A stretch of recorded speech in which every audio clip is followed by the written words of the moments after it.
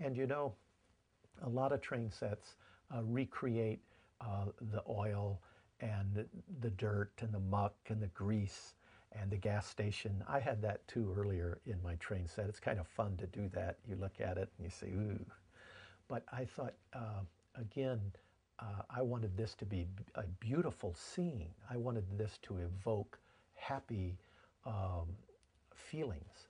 I wanted someone to look at this train set and say, wow, I'd like to be there. I'd like to live there. I'd like to stay at that hotel. I'd like to be on that sidewalk cafe watching that passenger train zip by in front of the castle between the trees, the pine trees. And it looks like a neat place to me.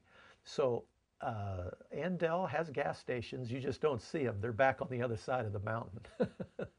And the trains, they have to stop and they have to be greased and there's got to be dirt. It's just you don't see the dirt. It's on the other side of the mountain. And that was my idea in the creation of Andelle.